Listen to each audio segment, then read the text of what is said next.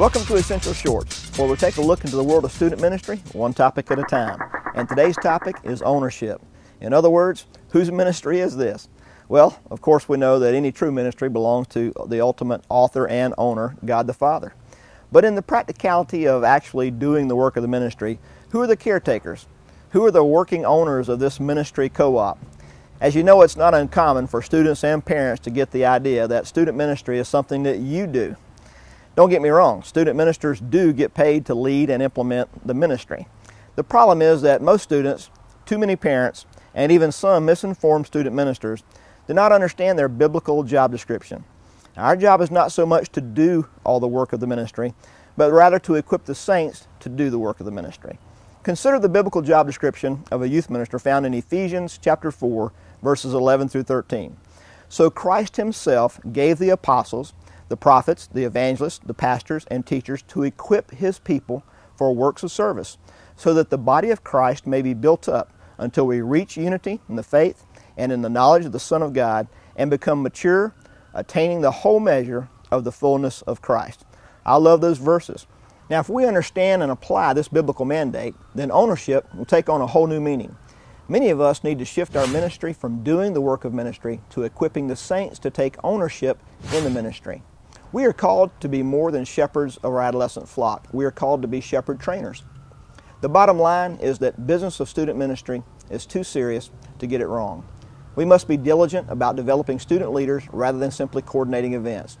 We have to help students and parents see that student ministry isn't just something that you do, it's something we all do. Let me share with you a condensed version of DIS, D-I-S. First, the D is for decision making. In other words, involve students in the decision-making process. Not much communicates and instills ownership like being involved in the decision-making process. When students are involved at this level, it helps them develop a natural investment and personal ownership. Of course, a great way to accomplish this is through the use of leadership teams. Many student ministers today would rather just skip this cumbersome step because it requires more time, patience, planning, and is simply hard work. Now, if you're not operating with a lead team concept, then at least get students involved in asking a different group of students to give input for specific categories of ministry. It's important to remember that you are still the student pastor. God has placed you in your position of leadership for the purpose of leading and developing the ministry. So you can't completely be hands-off, and I'm not suggesting that. Now, when leading this team, there are going to be some times when you want and need to steer them in a different direction.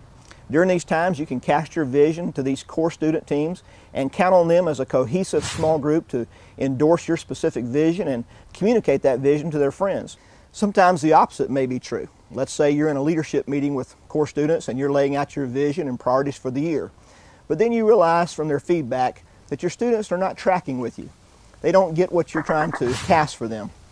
This is a good time to remain open to their suggestions, their expressed passions for ministry. If their ideas don't run contrary to your overall vision and principles, then be open to hearing them and in doing so, empowering them through ownership. Present them with options that they can choose from, but either result will be fulfilling in your ministry objectives regardless of what they choose. Be open to changing some of the minor options in exchange for involving students in the decision-making process. They will fly their flag higher if they have input as to what type of flag is being flown. If you're not prepared to hear their heart and be open to their ideas and decisions, you should not take the trouble of gathering such a team together. Remember, students are smart, and they'll catch on as whether you're pacifying them or truly involving them in the process. Now, the second part of DIS, D-I-S, you have D for decision making. The I is for instill. You need to instill in students the idea that the student ministry is their student ministry. Students need to see the ministry as their own. Now, while not all youth will buy into the idea that you're conveying, many will, and they'll pick up on the mantle of ownership. The simple truth is, it must be their ministry because they're much more effective at reaching their friends than you are.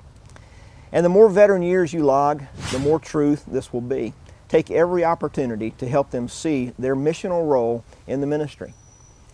You'll often need to remind students that God has uniquely placed them in their schools, neighborhoods, and their activities as His campus missionaries. Don't let your ministry simply become a place where students escape from the pressure of school and hang out with like-minded friends. Instead, strive to make your ministry an equipping center for students. Now, the third letter in the DIS model is S, and S is for serve. Give your youth opportunities to serve. I'm always amazed at the number of student ministers who simply skip this highly productive and necessary strategy. The idea is to shift students from viewing the ministry as something that exists to serve them and to a place where they're equipped to serve their friends and the ministry. Providing ways for your students to serve their peers within the ministry grows the ownership in the ministry and gives them a place to use their gifts and talents. It also fosters a service-minded desire among other students and creates an awesome platform for developing more leaders. Be creative with this so you can involve as many students as possible. Organize ministry teams around programming, hospitality, prayer, follow-up, outreach, worship, evaluation, and anything you can think of that will promote your ministry. Also, when you're developing ownership through serving, don't forget to provide opportunities for church-wide service. It's healthy for the church and for your students to begin to take ownership in the overall ministry of the church. Remember, you aren't just developing leaders for the next 6 years. You're developing leaders over a lifetime, and being connected to the church as a whole is a vital part of that process. Leading students to take ownership in the ministry is highly beneficial, practical, and biblical. It takes a lot of time, energy, and willingness on your part to let go of some of the control. While creating an atmosphere of ownership is challenging, it's a secret weapon in developing true Christian maturity and a healthy student ministry. So remember, DIS, decision-making, instill ownership, and service. Hey, thanks for watching this segment of Essential Shorts. If I can serve your ministry in any way, please don't hesitate to contact me. Or if you have a problem or a question concerning student ministry in your church, let me know. I'll be glad to help. And hey, drop me a line. Let me hear about your success story so that I can share it with others. And remember, what you do is vital in kingdom impact.